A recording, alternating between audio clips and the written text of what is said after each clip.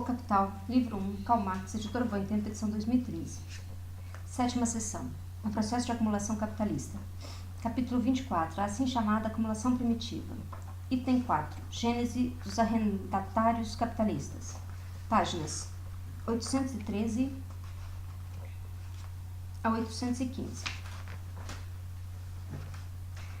Depois de termos analisado a violenta criação do proletariado inteiramente livre, a disciplina sanguinária que os transforma em assalariados, a sórdida ação do Estado, que por meios policiais eleva o grau de exploração do trabalho, e com ele a acumulação do capital, perguntamo-nos de onde se originam os capitalistas? Pois a expropriação da população rural diretamente cria apenas grandes proprietários fundiários. No que diz respeito à gênese dos arrendatários, poderíamos assim dizer tocá-las com a mão, pois se trata de um processo lento que se arrasta por muitos séculos. Os próprios servos e ao lado deles também pequenos proprietários livres encontravam-se submetidos a relação de propriedade muito diferentes, razão pela qual também foram emancipados sob condições econômicas muito diferentes. Na Inglaterra, a primeira forma de arrendatário é a do bailiff, ele mesmo um servo da gleba. Sua posição é análoga à do vilicus, da Roma Antiga. Nota do tradutor. Na Roma Antiga, os vilicus de vila, pequena fazenda rural, embora também ele servo, desempenhavam o papel de capataz dos demais escravos e de administrador da fazenda. As funções do bailiff medieval se assemelhavam muito às dos vilicus, de quem, ademais, costumava conservar o nome, porém com um raio de ação mais estreito. Durante a segunda metade do século XIV, ele é substituído por um arrendatário a quem o landlord provê sementes, gado e instrumentos agrícolas. Sua situação não é muito distinta da do camponês, ele apenas explora mais trabalho assalariado. Não tarda em se converter em um métayer, ou meio arrendatário. Ele investe uma parte do capital agrícola, o landlord é outra. Ambos repartem entre si o produto global em proporções determinadas por contrato. Essa forma desaparece rapidamente na Inglaterra e dá lugar ao arrendatário propriamente dito, que valoriza seu capital próprio por meio do emprego de trabalhadores assalariados e paga ao landlord, como renda da terra, uma parte do mais produto em dinheiro ou em natura. No século XV, enquanto o camponês independente e o servo agrícola que trabalha ao mesmo tempo como assalariado para si mesmo e enriquecem com seu próprio trabalho, a situação do arrendatário e seu campo de produção continuam medíocres. A revolução agrícola que ocorre no último terço do século XV e se estende por quase todo o século XVI, com exceção, porém, de suas últimas décadas, enriqueceu o arrendatário com a mesma rapidez com que empobreceu a população rural. Nota 227. Arrendatários, diz Harrison em sua descrição da Inglaterra, para os quais antes era difícil pagar 4 libras de renda, agora pagam 40, 50 e 100 libras e ainda acreditam ter feito um mau negócio, se no término do seu contrato de arrendamento não acumularam de 6 a 7 anos de rendas. A usurpação das pastagens comunais, etc., permitem-lhe aumentar quase sem custos o número de suas cabeças de gado, ao mesmo tempo que o gado lhe fornece uma maior quantidade de adubo para o cultivo do solo. No século XVI, a isso se soma mais um elemento de importância decisiva. Naquela época, os contratos de arrendamento eram longos, frequentemente por 99 anos. A contínua queda no valor dos metais nobres e, por conseguinte, do dinheiro, rendeu frutos de ouro ao arrendatário. Ela reduziu, abstraindo as demais circunstâncias anteriormente expostas, o nível do salário. Uma fração deste último foi incorporada ao lucro do arrendatário. O constante aumento dos preços do cereal, de lã, da carne, em suma, de todos os produtos agrícolas, inchou o capital monetário do arrendatário sem o concurso deste último, enquanto a renda da terra que ele tinha de pagar estava contratualmente fixada em valores monetários ultrapassados. Nota 228. sobre a influência da depreciação do dinheiro do século XVI sobre as diversas classes da sociedade.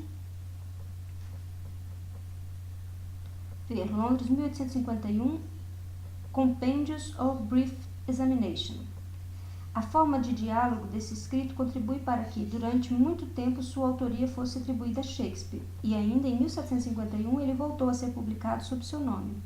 Seu autor é William Stanford. Numa passagem, o cavaleiro raciocina da seguinte maneira, cita: Knight, vós, meu vizinho, o lavrador, vós, senhor comerciante, e vós, compadre Cooper, ou caldeiro, bem como os demais artesãos, podeis-vos arranjar muito bem, pois, na mesma medida em que todas as coisas se tornam mais caras do que eram, aumentais os preços de vossas mercadorias e serviços que vendeis novamente. Mas não temos nada para vender cujo preço pudéssemos aumentar para contrapesar tudo aquilo que temos de comprar de novo. Em outra passagem, pergunta o Knight ao doutor: dizei-me, vos rogo, quem são essas pessoas que mencionais? E, primeiramente, quem dentre elas não terá com isto, segundo vossa opinião, algum prejuízo? Doutor: refiro-me a todos aqueles que vivem da compra e da venda, pois, por caro que comprem, em seguida o vendem. Knight: qual é o próximo grupo que, a vosso parecer, ganhará com isso? Doutor: ora, todos os que têm arrendamentos ou fazendas para sua própria manurrância, isto é, cultivo, para seu próprio cultivo, e pagam a renda antiga, pois se pagam segundo as taxas antigas, vendem segundo as novas. Ou seja, pagam muito pouco por sua terra e vendem caro tudo que sobre ela cresce. Knight: e qual o grupo que, em vossa opinião, terá nisso um prejuízo maior do que o lucro dos outros? Doutor: o de todos os pobres, gentlemen, todos os nobres, gentlemen, e todos os outros que vivem de uma renda ou estipêndio fixos ou que não cultivam eles mesmos o solo e não se dedicam a comprar e vender. Desse modo, ele se enriquece a um só tempo, à custa de seus trabalhadores, assalariados, e de seu landlord. Não é de admirar, pois, que a Inglaterra no final do século XVI possuísse uma classe de arrendatários capitalistas consideravelmente ricos para os padrões da época. Nota 829. Na França, o regisseur, administrador e coletor dos tributos, ou senhor feudal, na Idade Média, não tarda a se converter no homme d'affaires, ou homem de negócios, que, mediante extorsão, fraude, etc., ascende maliciosamente à posição de capitalista. Esses regisseurs eram, às vezes, eles mesmos senhores proeminentes. Por exemplo, cita: esta é a conta que o senhor Jacques de Tourres, cavaleiro castelão de Besançon, presta ao senhor que, em Dijon, leva as contas para o senhor duque e conde de Borgonha sobre as nossas rendas pertencentes à dita castelania, desde o 25º dia de dezembro de 1359 até o 28º dia de dezembro de 1360. Alex Monteil, Histórias dos Materiais Manuscritos, página 234 e 235. Aqui já se evidencia como em todas as esferas da vida social a parte do leão cabe ao intermediário. Na área econômica, por exemplo, quem fica com a nata dos negócios são os financistas, operadores da bolsa, negociantes e pequenos comerciantes nos pleitos civis, O advogado depena as partes. Na política, o representante vale mais que os eleitores, o ministro mais que o soberano. Na religião, Deus é empurrado para o segundo plano pelo mediador. E este, por sua vez, é deixado para trás pelos padres, que são, por sua vez, os intermediários imprescindíveis entre o bom pastor e suas ovelhas. Na França, como na Inglaterra, os grandes domínios feudais se dividem em uma infinidade de pequenas explorações, mas sob condições incomparavelmente menos favoráveis para a população rural. No século XIV, surgiram os arrendamentos chamados de fermes, ou terriers, Seu número cresceu continuamente, chegando a bem mais de 100 mil. Pagavam em dinheiro ou in natura uma renda da terra que oscilava entre 1/12 e 1/5 do produto.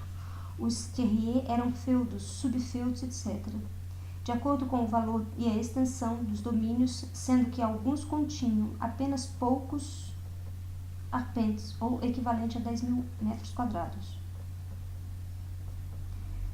Todos esses terriers possuíam algum grau de jurisdição sobre os moradores da área. Havia 4 graus.